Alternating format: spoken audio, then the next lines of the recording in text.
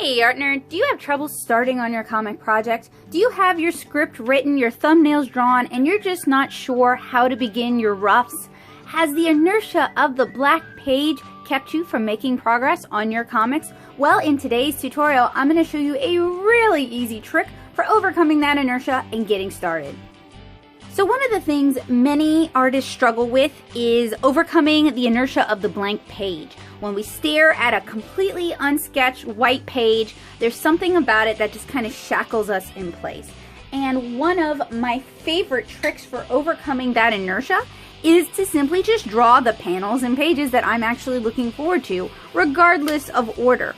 So for today's tutorial, we're going to do just that. We're going to start out with some of the easiest favorite pages and favorite panels and pages that don't require any sort of perspective grids. They're just straight up drawing the characters and drawing their expressions.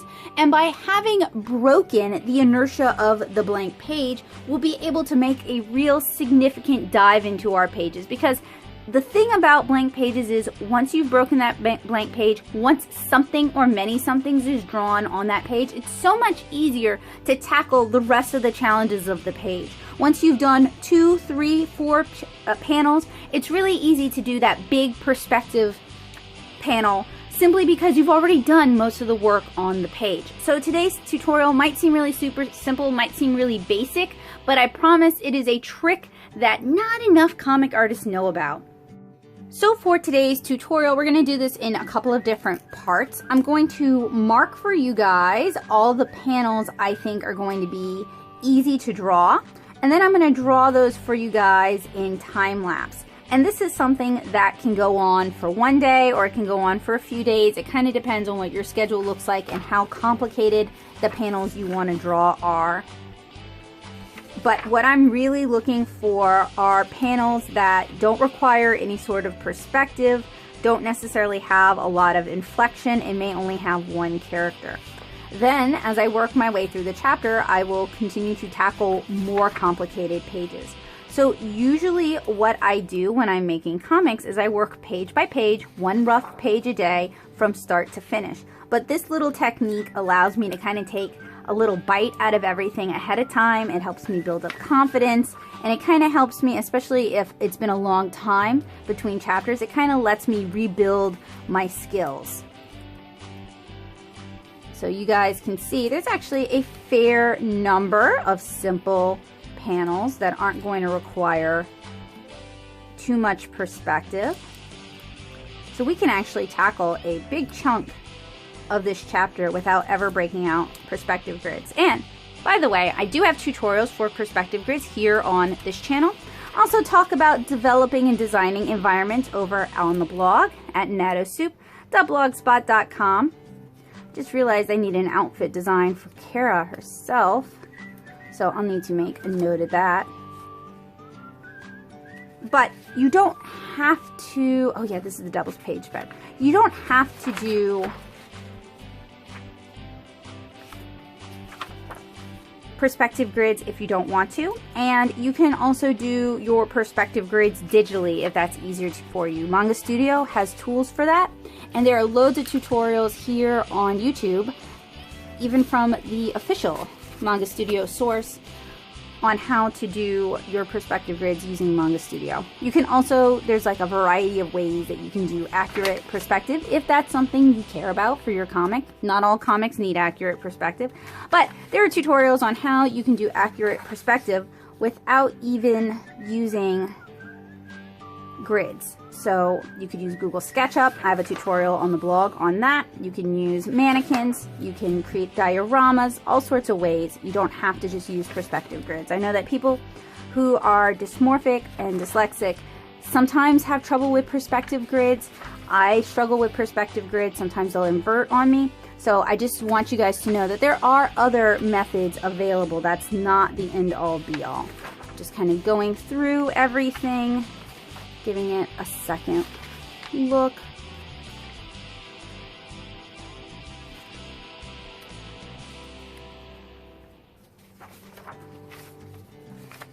All right, so I have all of our panels that are going to be easy to draw that I don't necessarily need to do a lot of work for marked out. we're going to go ahead and do some of those in time lapse. So I decided to begin with the cover where Naomi is holding Pancake, and this one ended up becoming a little bit more complicated than I planned. I realized I needed to work from a photo reference. Now, fortunately, the banana outfit that Pancake is wearing is actually something I bought for Bowie. So I dressed Bowie up in his banana outfit, and Joseph helped me get a picture of me trying to take a picture of myself and Bowie in his banana outfit that I could use as reference for this cover. I know part of the point of these flagged images is something that's really simple to do, that's not going to require a lot of effort or reference, but it is the cover, and I ended up having a lot of fun drawing it. I highly recommend that if you need to use reference, use it. Don't talk yourself out of using it because you have some inflated notion that real artists don't use reference. Real artists absolutely use reference. From having the model sit in for them to using the camera obscura, even Renaissance artists had reference. So why shouldn't you? And for this one, taking a photo of myself, since I fortunately had someone else who could help me, was an easy way to get the reference I needed. Naomi's outfit is also referenced. When I am thinking about clothing for Naomi, I usually browse sites like Romwe and Shein. Not that I'm advocating such sites, but I know that they tend to be popular sites, and it is a very likely place for a 14-year-old girl like Naomi to get some of her clothing.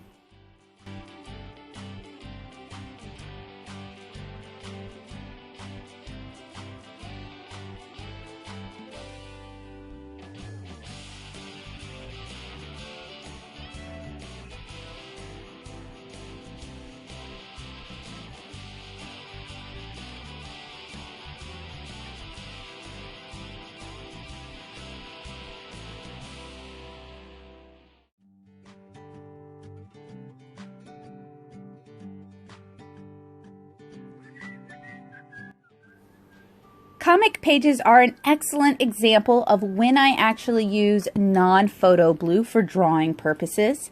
As you guys can see, I put a lot of construction lines down, a lot of figuring out where things are going to go down, and having the blue lines underneath and then being able to tighten it up with the pencil is a much easier method than drawing everything in with pencil and having to erase constantly. Now, originally non-photo blue was not reproducible by scanners and printers. It just couldn't pick it up at all. Unfortunately, modern scanners and printers are much more sensitive, so they do pick it up, but it is a really easy fix in programs like Photoshop, and I have tutorials here and over on the blog on how you can do just that.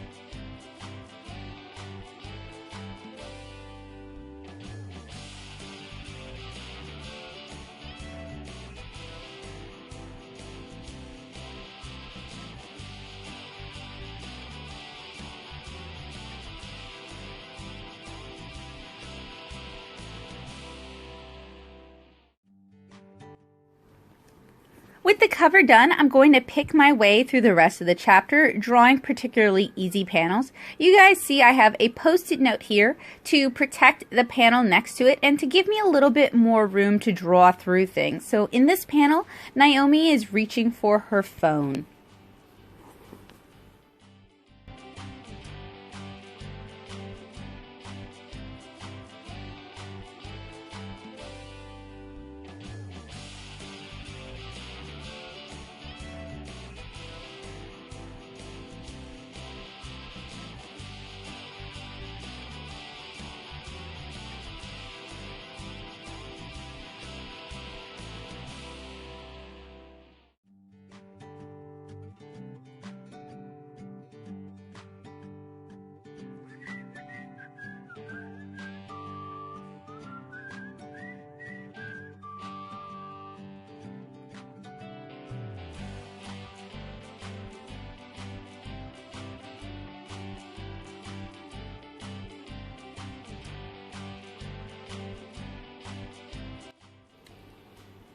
in this adjacent panel, you can see why I protected it using it as sticky note. In fact, I've used the same sticky note and flipped it over to protect the prior panel. Naomi's getting a good look at her phone, checking the time. And as you guys can see, even though this is a quote-unquote simple panel, I'm still doing the underdrawing, and I still ended up redrawing Naomi's head because it ended up being too big for the panel.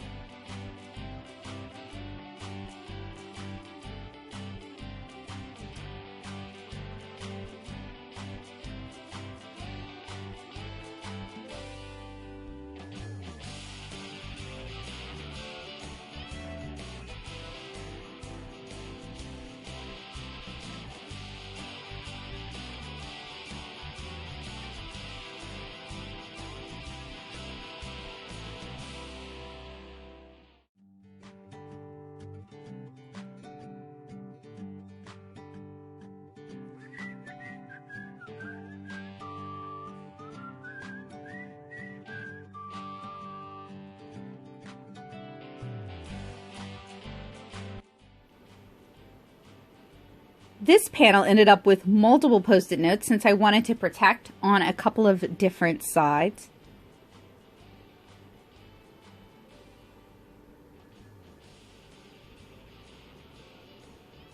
And of course, if you're working digitally, this part of the process is not applicable to you. You guys can mask or just erase anything that goes over. This is really for people who like to work traditionally or find themselves working traditionally for whatever reason. And it's a really handy little trick to know. It saves a lot of erasing. And sometimes with the non-photo blue lead, it goes down so dark we can't fully erase it. So it saves a lot of ghosting too.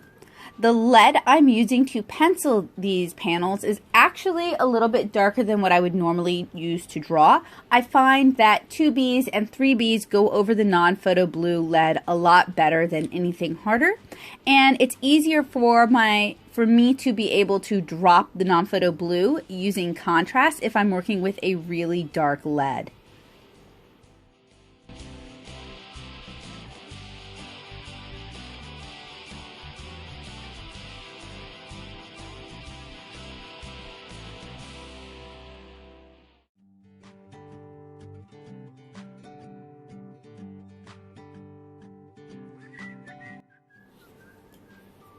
If you are working digitally, there's actually a lot of time-saving tricks you can use. Like, for example, I could have just duplicated the prior layer, expanded it to make it larger since we're zooming in, and then reduced the opacity and just drawn over that. And then I would not have had to redraw all of the structure. So in the end, it really boils down to what you're most comfortable doing as the artist, what methods you enjoy using, because for some comics I do everything digitally, print it out, and then ink it traditionally, and sometimes I do things traditionally and then scan it and work on it digitally. It really boils down to what works best for you and what helps you get your comic finished, because this is all about the completed product.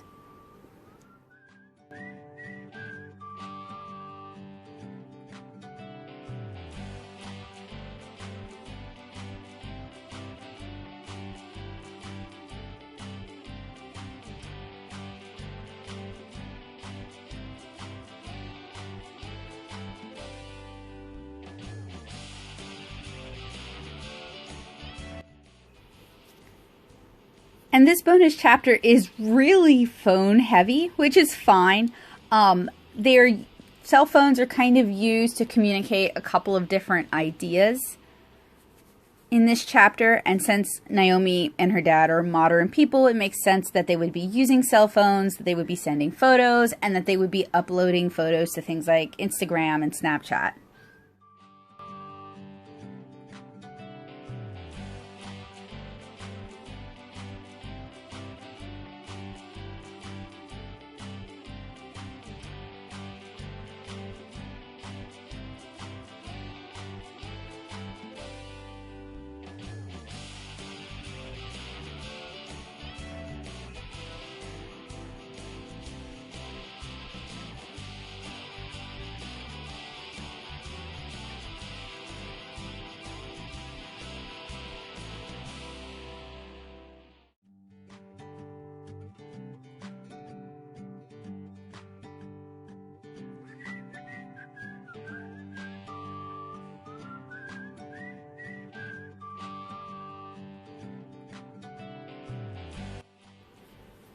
So you guys can see, even by just drawing the easy panels on this page, I still got a significant chunk of this page finished just by kind of doodling when I felt like it.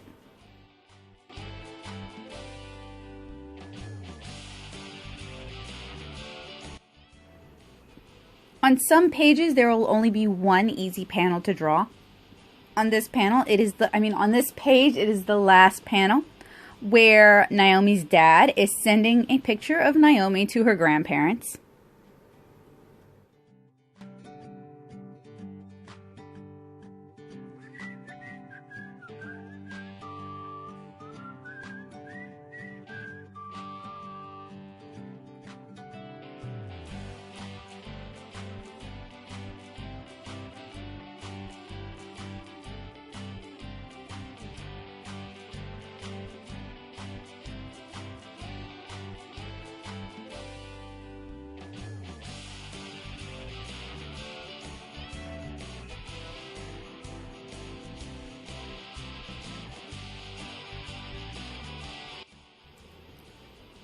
Or like on this page where Naomi is snuggling Pancake, and I actually did a significant amount of redrawing for this. Originally she was going to be kind of boo-booing his tummy, but I realized that in a static comic page that would come across as really weird. So I shifted him over so it's clear that she's just kind of hugging him against her face.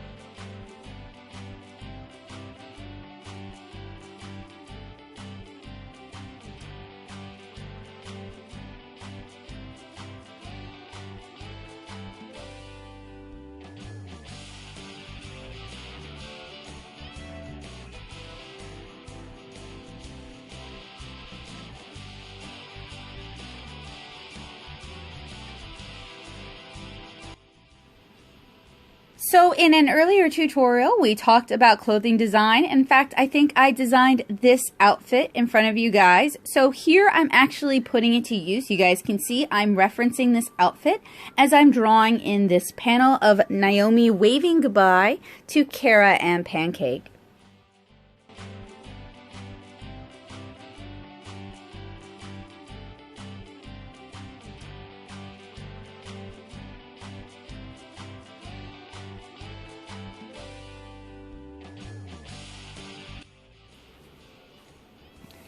And then here is an outfit I designed for Kara. I'm referencing that as well, since I'm drawing Kara in at this bottom panel here.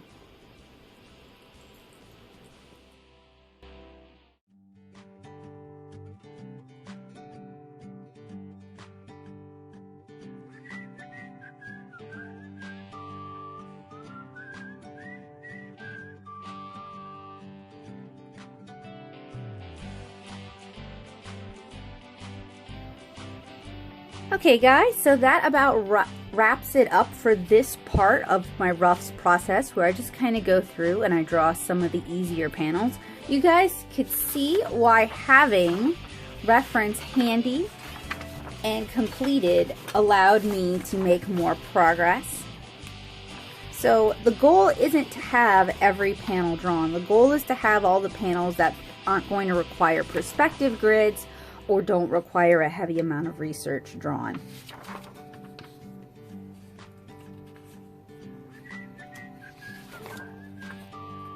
So there's some pages that don't have anything, and there's some pages that really have a lot.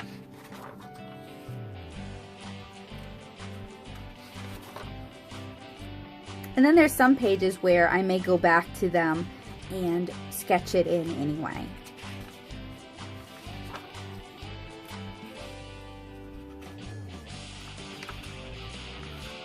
So after this stage, I'm going to start working through my chapter page by page, 1 page a day when possible, and doing all of the perspective work or the stuff that's going to require more reference or more staging.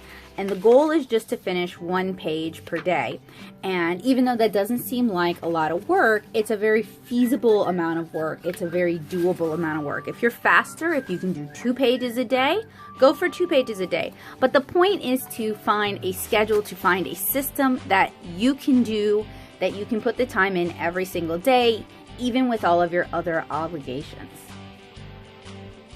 So I want to thank you guys for joining me for another comic making tutorial. I hope this was useful, helpful, and inspiring for you guys. Hopefully you guys will work on your own comic projects in the near future. If you are looking for more comic help, I have an entire comic course that I teach through Nashville Community Ed. I'm getting ready to start my 2nd one. So that means I will have taught making comics 3 times, and I will be teaching intermediate comics coming up. I'm really excited about that. I can't wait to deep dive with some of my students into the techniques and processes that help you actually make a finished comic, because for making comics, I do a lot of the work for them, from scanning to fixing to lettering to laying out to printing to sometimes to assembling. I do a lot of work for my students. So intermediate comics, a lot of that work is going to go back onto them, and they're going to be able to make their own comics. So I'm really excited about making that transition. But if you're not in the Nashville area, then I highly suggest you head on over to patreon.com/nattasoup and join the Artner community. Not only can you support what I'm doing here on this channel, making it feasible and possible for me to continue creating these sort of tutorials, but you will gain early access to loads of awesome comic, Copic marker, and watercolor tutorials and reviews, and you will also gain access to my Nashville Community Ed classes in a digital format. So if you want to take your own comic course and you cannot afford art school and you cannot afford to come down to Nashville and take my class, that is a super affordable way to not only support what I'm doing here on this channel, but to learn how to make comics. And if you're looking for a little bit more guided help, join me on Friday evenings for my Power Hour. You can find information about this art stream in my community tab. I will generally go over at some point during the week what that week's topic will be and whether or not we're having a stream. Sometimes life happens and I have to cancel the stream, and that is unfortunate, but that's just how the cookie crumbles. So thank you guys so much for joining me. I will see you guys again with our next comic making tutorial. I hope you guys are looking forward to it, and I can't wait to see you guys again really soon. Bye guys!